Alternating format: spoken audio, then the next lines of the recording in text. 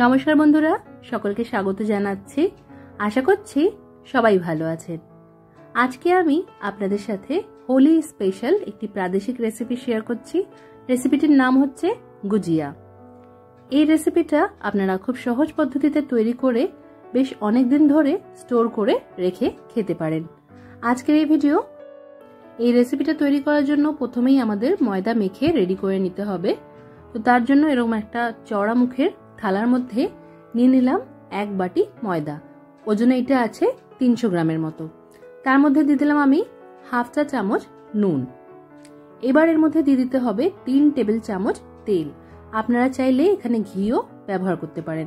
এই রেসিপিটা ঘি দিয়েই তৈরি করা হয়, তবে আমি এই ময়ানের জন্য এখানে তেল ব্যবহার করেছি। তো এই তেলটা আমাদের ভালো করে ময়দার সাথে খুব সুন্দর করে মিশিয়ে নিতে হবে। তেল দিয়ে ময়দাটা খুব ভালো করে মেশানো হয়ে গেছে। যখন আমরা এই ময়দাটা হাতের মুঠোতে নেব তখন একদম এরকম শক্ত ডেলার মতন তৈরি হয়ে যাবে। আর এইভাবে যখন ডেলাটা ভেঙে দেব তখন ঝুরঝুর করে ময়দাটা যাতে পড়ে যায়, তার মানেই আমাদের যে তেল বা ঘি ময়ানের জন্য ব্যবহার হয়েছে সেটা সঠিক আছে। আর যদি তেল বা ঘিটা বেশি মনে হয় তাহলে আপনারা আরেকটু ময়দা বা আটা দিয়ে তৈরি করলে আটাও অ্যাড করতে পারেন। তো এইভাবে অল্প অল্প জল অ্যাড করে একটা এরকম খুব বেশি শক্তও না আবার খুব বেশি নরমও না এরকম ডো আমাদের তৈরি করে নিতে হবে। ডোটা তৈরি করে খুব ভালো করে মেখে নিয়ে ঢাকা দিয়ে আমরা প্রায় 1.5 থেকে 2 ঘন্টার মতো রেস্টে রেখে দেব। আমি এটা 2 ঘন্টার মতো রেস্টে রেখেছিলাম। এবার আমরা এর ভেতরে যে পুরটা তৈরি করব তার জন্য একটা ফ্রাইং প্যান আমি গ্যাসে একদম কমানো আঁচে বসিয়ে নিয়েছি। তার মধ্যে দিয়ে দিলাম আমি প্রায় 150 গ্রামের মতো সুজি। সুজিটাকে প্রথমে আমরা শুকনো খোলায় ভেজে নেব, মানে ড্রাই রোস্ট করে নেব। যখন সুজির কালারটা একটু চেঞ্জ হয়ে যাবে তখন এটা তুলে একটা পাত্রে রেখে দেব। আর সেই ঘিটা ভালো করে গরম হয়ে গেলে এর মধ্যে কিছু ড্রাই ফ্রুটস কুচি আর নারকেল কুচি দিয়ে দিতে হবে। তো এখানে আমি কাজু, পেস্তা বাদাম, আমন্ড বাদাম, তার সাথে কিশমিশ কুচি দিয়েছি আর একটা শুকনো নারকেলের পিস করে কুচি করে দিয়েছি। আর সেই নারকেলটাকে আমি ছোট ঘষণিতে গ্রেট করে 1 বাটির মতন হয়েছিল সেটাও দিয়ে দিলাম। এই সমস্ত কিছুকে আঁচ কমিয়ে রেখে প্রায় 3 মিনিটের মতো আমাদের ভেজে নিতে হবে।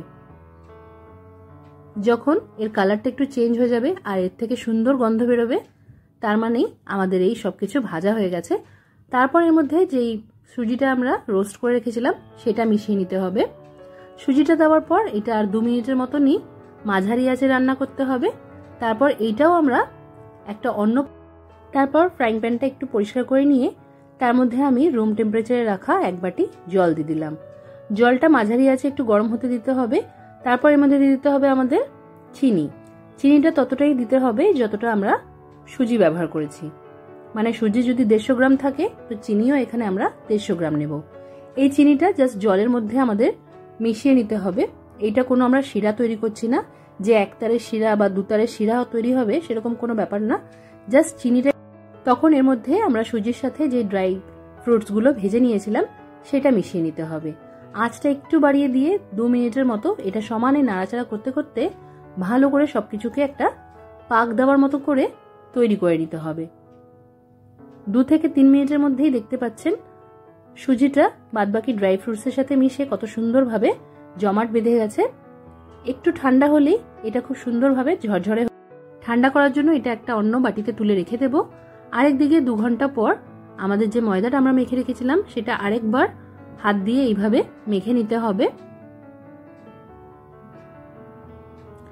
এইটা এবার আমি 2 ভাগ করে নিলাম। আর এর থেকে ছোট ছোট করে যেরকম আমরা লুচি তৈরি করার সময় লেচি বানিয়ে নিই ঠিক সেইভাবে আমাদের লেচি বানিয়ে নিতে হবে। এবার এই লেচিগুলোকে গোল করে পাকিয়ে নিয়ে তারপর এইগুলোকে আমরা এইভাবে যেরকম লুচি বেলে থাকি ঠিক সেইভাবে বেলে নিতে হবে।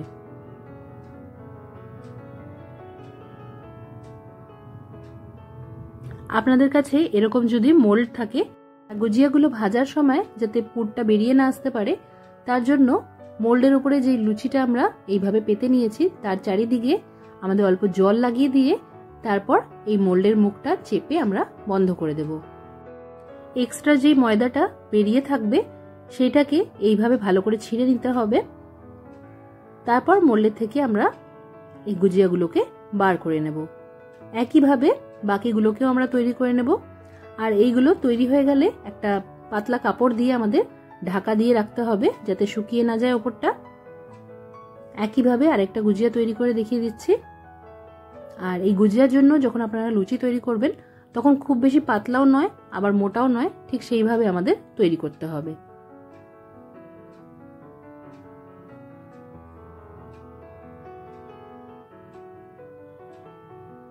এইভাবেই সবকটা গুজিয়া আমি তৈরি করে নিলাম।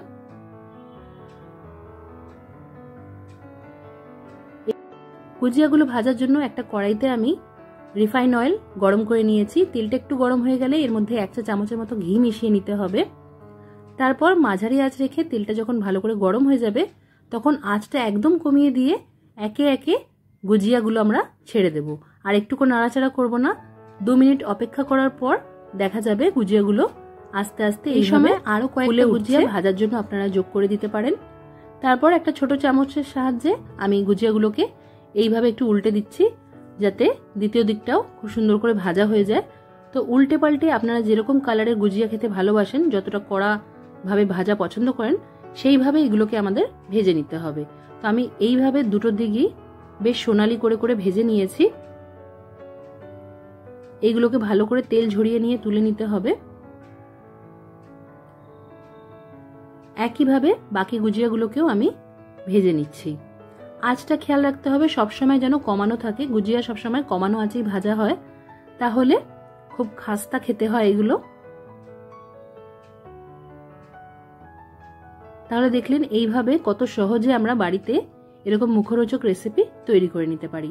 আর এইগুলোকে অনেক দিনের জন্যই আপনারা এয়ারটাইট কন্টেনারে স্টোর করে রাখতে পারেন। তাহলে আজকের এই রেসিপি অবশ্যই করে ট্রাই করবেন। আর রেসিপি কেমন লাগলো কমেন্ট করে জানান।